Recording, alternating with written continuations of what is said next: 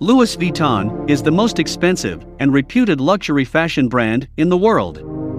It tops in quality and style, elevating its offers from any other luxury brand, including Gucci. The brand has a value of over $30 billion, which makes its CEO Bernard Arnault the third richest man in the world, with a net worth of $150 billion. The history of Louis Vuitton will make you believe in hard work more than ever before. So let's begin with the story. A boy named Louis Vuitton was born in 1821 in Inchy, France. His father was a farmer and a hat maker.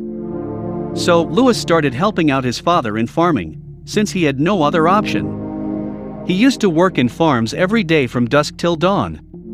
At a young age of just 10, he lost his mother. His life turned upside down when his father married a second woman.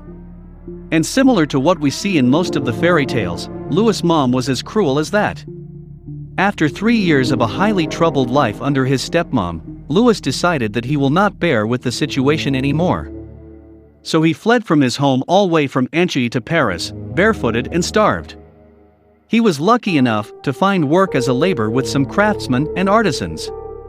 There, he learned to work with metal, fabric, rocks, and wood. These jobs were paid so small that Louis had to live as a homeless, sleeping in woods, with a single cloak on body. Soon, the travel industry boomed as a railway line opened in Paris. This came with a new demand.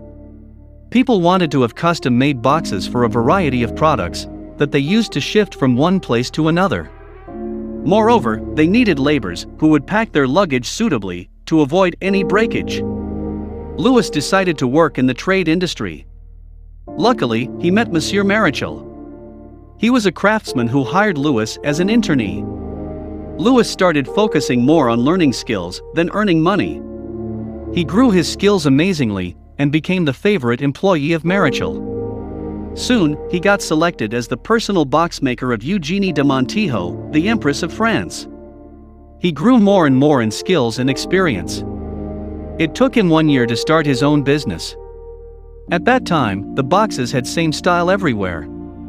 They were made of leather top which was slightly rounded, so that the water would run off the top and the luggage inside the box would remain dry. Instead of following the old traditional styles of trunks, he experimented with it. He found out this problem, that the round tops of boxes made it difficult for them to be stacked over each other, so the boxes carried more space. He worked with different materials and different styles, and successfully came up with flat-lid trunks. Instead of using leather, he used canvas. It was a lighter, durable, and more waterproof than leather. It solved the issue of space in stacking. This also elevated the style of box, making it look more attractive and clean. Soon, his boxes caught fame. They became the must-haves of traveling and a fashion throughout the Paris. Louis now started taking his experiments further. He moved his business onto handbag manufacturing.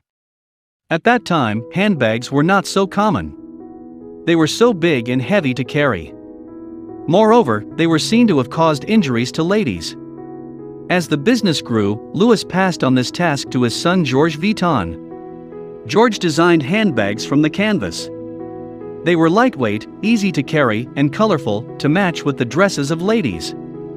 This brought the trend of handbags back into the market, with LV as the leading brand.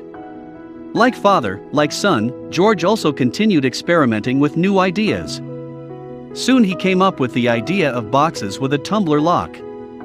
This helped the travelers and passengers to keep their treasure safe.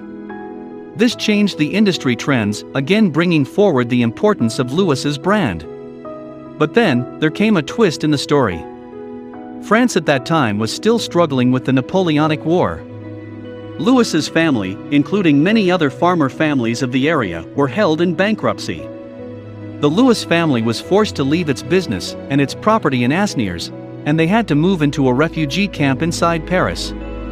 There was a severe food shortage that made Louis and his family starve. In 1871, the war ended. Thus, Louis traveled back to his home in Asnières. But another shock was awaiting him. He found his workshop devastated and looted. Instead of giving up, Louis used his savings to build anew at a new location. taking the advantage of low property prices because of war. This time, he attracted visitors and customers from throughout the world. Using the new technology of custom printing on fabric, Louis brought the line-printed boxes into the market. This new look was appreciated by everyone, and people started looking forward to his business as a trendsetter. His designs were so unique that it was almost impossible for his competitors to create a copy of his products. His business grew globally, and he managed to open his franchise in London, UK. His products were selling highly among the elite classes. Because of increased orders, he created his first catalog to make the process easy. His business was booming around the globe. But there came another twist in the story. Louis died. The reason behind his death remained a mystery. His son George took his business forward. While he attended an international business conference in London, he came to meet John Wanamaker. He gave out the ideas of departmental stores and price tags. George took this idea practically and opened his store in New York. Moreover, he designed a logo for his brand representing LV, in the name of his late father, and he also created a floral pattern design with the logo fitting in. The designs modified and got better from time to time. George's son Gaston Vuitton carried the work with him. George had plans to expand his business. He had already made a distribution channel throughout the USA. But the trails were not finished. George died with his business plans incomplete. At the same time, World War II began. This led to the cancellation of orders from all the clients. Gaston has to close his franchises all over the world. He struggled to survive as much as he could. He even tried to collaborate with the German ruling party. This helped him to keep one of his shops in France open. At that time, it was the only shop operating in the area. Soon as World War II ended, George gave his words to his 3 sons to bring his business forward and keep it growing. The sons took the legacy and worked hard to come up with new designs every year. But they couldn't keep it up to the mark. The demands decreased. It was at that point when the brothers decided to hand over the business to their sister's husband, Henry Recamier. Henry expanded the business in Asia as well. He took it forward from wholesale to retail strategy. It was because of his business insight that LV grew its profits 13 times in just 6 years. He publicized the company and sold over 1 million of its share. The company grew even bigger, making sales of $1 billion, and the LV stores grew all over the world. To keep the company safe from outside takeover, Henry merged his company with Moët Hennessy, hence creating LVMH.